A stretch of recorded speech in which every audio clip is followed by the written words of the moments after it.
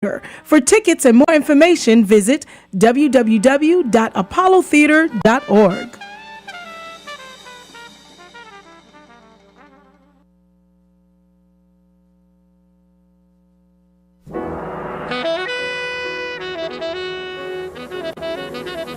The first Islamic Film Festival occurs May 3rd through May 4th at the Malcolm X Betty Shabazz Center, 3940 Broadway near 165th Street in Manhattan. For information, 917-946-8903, 917-946-8903. The film festival features Al Ghazali, The Trials of Muhammad Ali, Return to Gorée, and 8 Centuries of Islam in America. May 3rd through May 4th. Information 917-946-8903, presented by the Mosque of Islamic Brotherhood Communications Department.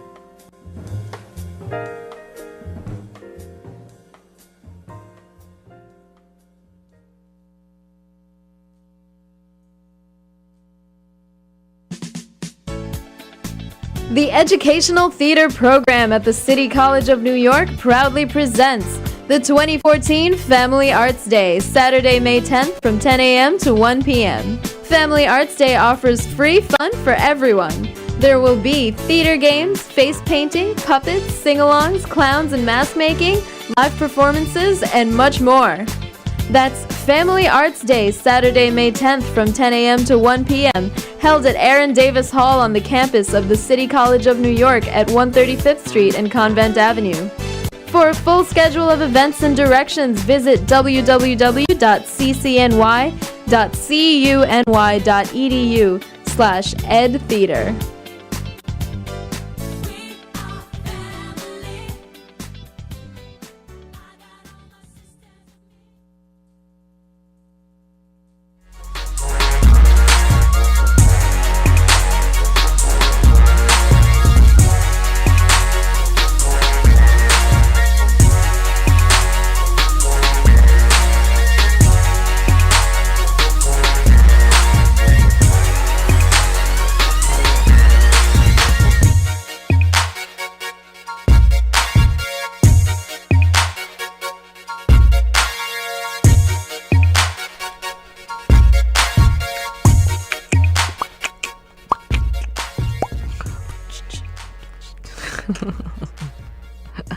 Hey guys, welcome back to Sports at the Half. I'm your host Chichi Nankor, and I'm in the studio by myself today, but I'm never alone when you guys are around. I really appreciate you guys listening. Thanks, Brian, for calling in. Herb actually just called, a good friend of the show. Good friend of mine as well, actually in person, right? Right, Herb? In real life? I see Herb all the time at the Garden and at Barclays Center and different sporting events. Nice guy. Anyway, Herb is going to call back in a little bit as well. So I wanted to switch gears because we're still going to stay in the NBA because, you know, that's where we are right now. But enough Donald Sterling. Ugh. Racism. Can't live with it, huh? Wish you could live without it. Enough Donald Sterling. Let's switch over to the actual games. The people who are actually on the court making all that money for all these owners. Many of whom I bet are like shaking in their boots as we speak after all this stuff that happened with Donald Sterling. And Brian, you mentioned it's a slippery slope, and you know what other owners have certain views about different groups of people that we might deem unacceptable, and how will that affect their ownership? Interesante. So we'll see. Anyway, all right. So back to basketball, actual basketball. You know, that includes the ball that you dribble. So like I said, the first round is over, which is actually pretty exciting. It was a great first round. 5 of the 8 series actually went to 7 games. And this past Saturday and Sunday, I don't know what you guys were doing, but there were a whole bunch of game 7s that we all had to watch. So we'll start in the East. We had the Indiana Pacers versus the Atlanta Hawks. And remember, this is the Hawks team that literally looked like they were trying everything in their power not to make it into the playoffs. Ended up locking down that 8th and final seed with a 38-44 record in the Eastern Conference, just beating out the Knicks, who during the season looked like they didn't want to make the playoffs, and then towards the end they were like, oh yeah, maybe we do want to keep playing after the regular season is over, but they couldn't make that happen anyway. But the Atlanta Hawks actually put up a put up a pretty good fight against the Indiana Pacers, who actually ended up winning that 7-game series. They won the final game, Game 7, 92-80. So the Pacers, who were falling apart since February, have been falling apart. Even during this Hawks series, it seemed a little shaky at times, but they actually ended up pulling out that win. We had number 2 Miami Heat versus the number 7 seeded Charlotte Bobcats. Now, mind you, the Bobcats were number 7. I mean, I'd be lying if I said I watched a whole lot of the Bobcats during the regular season, because I didn't. I saw more of them in the playoffs than I did the entire season. And I barely got to see them because of all the games that went into the 7-game series. Miami is the only team to actually sweep their first round opponents. The Miami Heat beat the Charlotte Bobcats 4-0, moved on to the next round within a matter of days, and got plenty of rest. With that said, we had number 3 Toronto Raptors versus number 6 Brooklyn Nets, and the Nets actually, I think, surprised a lot. That's not the one. Surprised a lot of people. Pulled out that win as well, Game 7 win with the Paul Pierce block on Kyle Lowry to end the game. They won. The Nets won 104-103. WHCR, what's your name? Where are you calling from? This is Will from uptown. Hey, Will, how's it going? All right, I'm doing fine. Okay, so we're talking a little bit about the playoffs, and we had the Nets beating the Raptors in another 7-game series, and of course we had the Washington Wizards, another team I didn't watch too much of in the regular season, beating the Chicago Bulls in a 5-game series. I was a bit surprised by that one as well. What are your feelings on the East? Your feelings on the East? No, I'm saying Kyle Lowry tried to, win the game, and he did.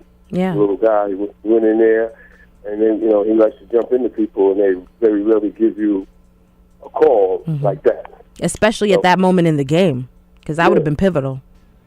Yeah, that was, they told him to take the last shot, because you see the coach really liked him, because when he had those 3 fouls in the first half, he told the coach he wanted to stay in, and the coach let him. That was the big tip that, he was going to be he's the guy on the team. Yeah.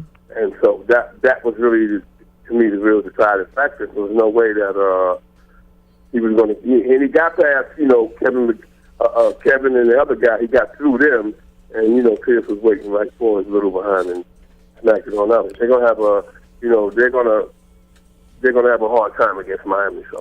Oh yeah, and imagine Paul Pierce still with some hops and stuff. It's good to see the old guy being able to get out there. But it was a little dude, like you said, in Kyle Lowry. But, there's a reason why Kevin Garnett and Paul Pierce left the Boston Celtics. But, I don't know if this was the reason. I don't know if they saw this coming, but go ahead. Well, think about this. The only real old guy is Kevin Garnett. He's playing like he's older now, and Paul Pierce is not. So they're going to be able to use Paul Pierce in the next round against Miami. But Miami's young. They got, LeBron. They battle tested as well. And, I think they're going to be ready for them. So if they don't win the first game, I think they're going to be I think Brooklyn's going to be in big trouble, because you already saw that Deron Williams is cracking like an egg every chance he got. Oh, my goodness. Every time he turns around, he rolls his ankle. He gets out of bed, twists his ankle, takes a bite of a sandwich, hurts his other ankle. I can't with Deron Williams. I just really can't with him. But part of this thing too is I know people like to compare, talk about the regular season matchups, and in the regular season, the Brooklyn Nets actually swept Miami Heat. They won 4-0. And if you guys, and that was the regular season though. So is it enough? Yeah. Not a bum team? Exactly. Yeah, exactly. I'm not saying that at all, but a lot of people like to compare that. It's like when teams meet in the regular season, you use that as kind of people try to use that as like a barometer to see how they're going to fare in the postseason, in the playoffs. And I don't think you can compare the two. Even though, remember that last game that Miami played when they played the Brooklyn Nets, Mason Plumlee had that big block on LeBron James on the very last play of the game, and LeBron was complaining, thought he should have been fouled, but he wasn't, and everyone was so hype about Mason Plumlee. So I don't want to say there's bad blood, because I think that'd be a stretch, but I know that losing 4 straight games to the Brooklyn Nets in the regular season wasn't necessarily a happy time for the Miami Heat. But with all this rest that they've had, to be able to come back, I think LeBron James said he hadn't felt this good since his honeymoon. So remember, this is May and it's not February in the Barclays Center, and LeBron James and them are getting really, really good, and so is Paul Pierce and them, but they're not going to be able to intimidate Miami into cracking. Nope. And that's really the problem. They're not going to crack. And so every series in my mind is always determined by who's going to crack and win. So sometimes some teams, they crack like an egg in the first quarter. So you can win the game in the first quarter. But when you see how they played against Toronto, a very inexperienced team, that tells you how old Brooklyn is. So that's their real problem, is that they're not young, they're experienced. And there was a great sign in Brooklyn that had Deron Williams. It was a Nissan poster, and it had Deron Williams.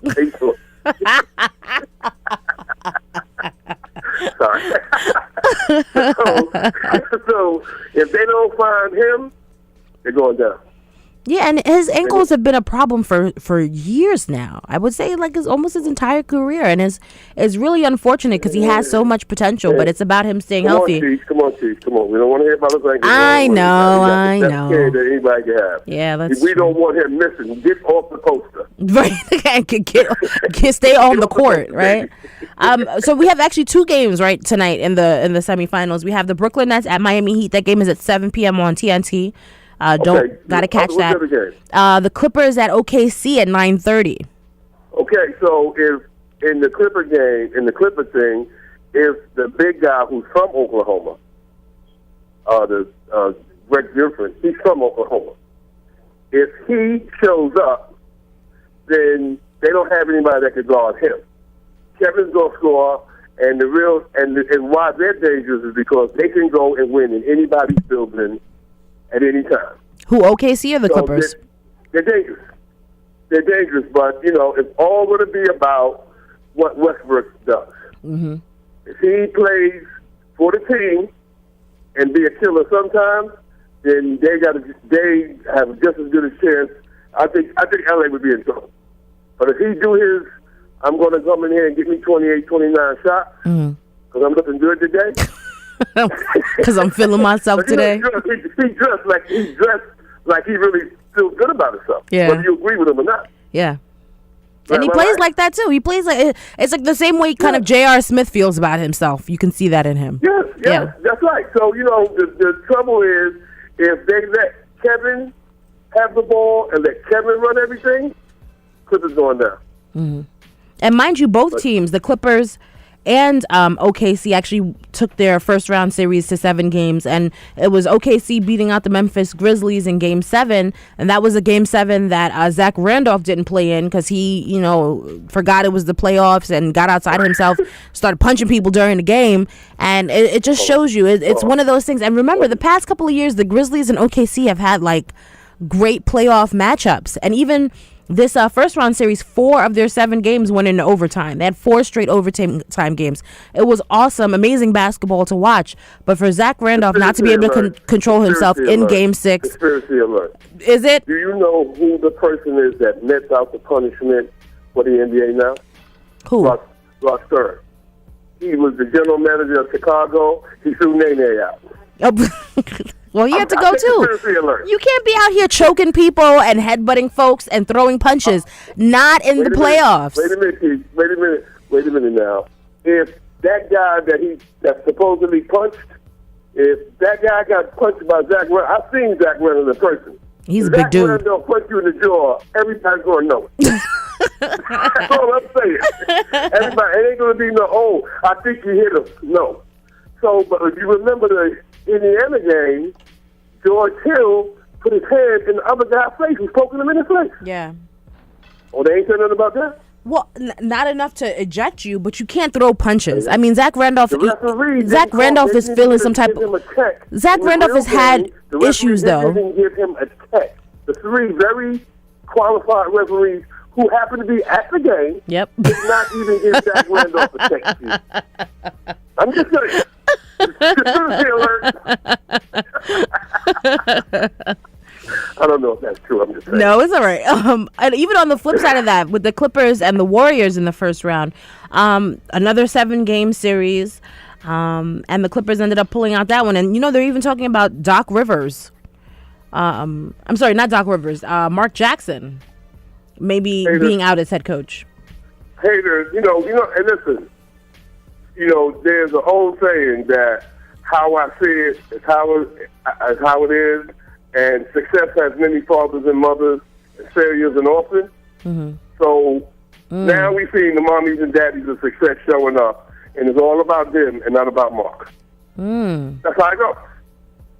I've never heard that if he before. was losing, That's awesome. he couldn't get arrested. So now all of a sudden, he didn't do well enough. Excuse me, more conspiracy. He didn't do well enough. People don't like him, but the players like him. He won a lot of games. I listen to him. He sounds pretty good to me. Yeah, I like him. They play pretty good. Mm-hmm. And Steph Curry's even out there championing for him. So if everybody wants to take the credit. Yeah. Okay, T. I'm gonna hang up and listen to you. Close them out. Thank you. Appreciate the call. Bye. All right. Talk to you next week. Yeah. So we're. I mean, it's interesting. I don't think Mark Jackson deserves to be fired. I think it's kind of him not getting along necessarily with ownership. When he was losing, he couldn't get arrested. That's hilarious. So all right. So here we are. In the East, where are we? Semifinals. Okay, so we have number 5 Washington Wizards versus number 1 Indiana Pacers, number 6 Brooklyn Nets versus number 2 Miami Heat, number 5 Portland Trail Blazers versus number 1 San Antonio Spurs, and number 3 Clippers versus number 2 Oklahoma City Thunder. So we have 4. Wait, is my math right? Can I do math? Is this correct?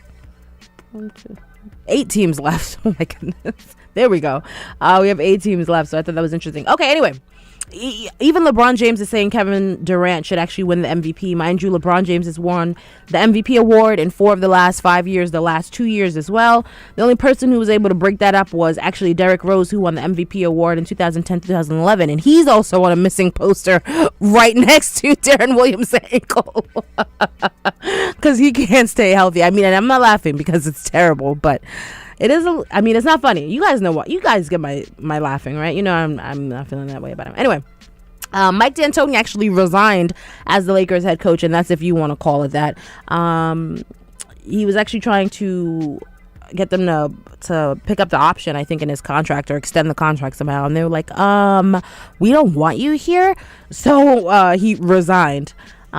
He finished. Let me see. It was a 27-55 season this past season. He's the Lakers' 4th head coach in less than 3 years.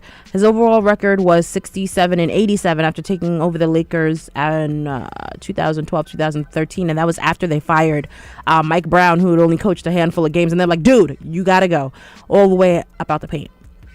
So yeah, the Lakers and Mike D'Antoni actually settled for more than half of the $4 million he was actually owed for next season. I want to really quickly talk about Jameis Winston before I get up off the air. Jameis Winston was already implicated in that sexual assault case just a couple months ago. Apparently this time he went to a supermarket. He went to Publix. We don't have those here in New York, I don't think, or we definitely don't have them in the city. I don't think we have one in Harlem. Correct me if I'm wrong, but I don't know.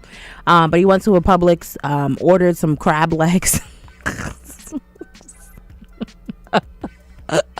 You know you can't make this stuff up. He went to Publix, ordered some crab legs, so they cooked them up and gave them to him. And he walked around the supermarket for a while and then just left the supermarket.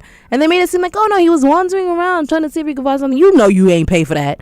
So they went and found him or whatever, and he was cited for something minimal. It wasn't a super charge or a great charge or anything.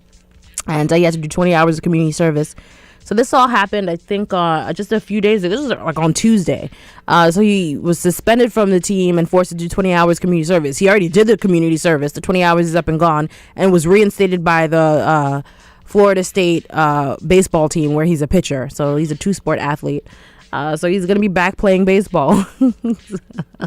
What a week for Jameis Winston. He's lucky he's not entering the draft this year. And it's not like anything has been terrible for him. I mean, they say it wasn't him who raped or sexually assaulted the girl, I guess, or whatever. You know, nothing materialized. I'll say that. Nothing materialized out of those allegations. And now he's out here just snatching up crab legs. You know, hide your kids, hide your wife, because they taking all the crab legs. Anyway, so what to watch for tonight? We have, like I said earlier, the Brooklyn Nets versus the Miami Heat at 7 p.m., the Clippers and OKC tonight at 9:30, and then don't forget the NFL draft is coming up on Thursday, I think Friday and Saturday. So you guys keep that in mind. Thank you guys for joining me in another edition of Sports at the Half. We're on every single Monday at 5 p.m. here in Harlem. Keep it locked on WHCR 90.3 FM. And up next, we have Inside Housing with Nellie Hester Bailey. Thank you guys for tuning in. I'm going to miss you. Talk to you next week. Bye.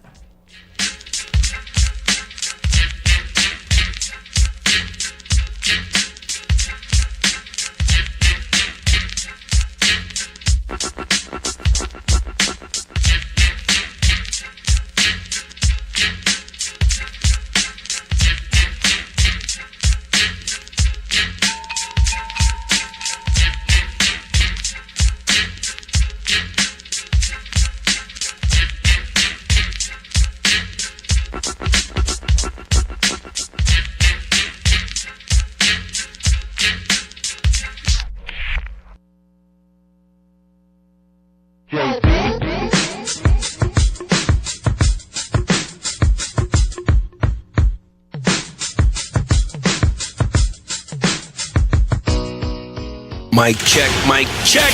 Keep it locked on WHCR 90.3 FM. Okay. New York.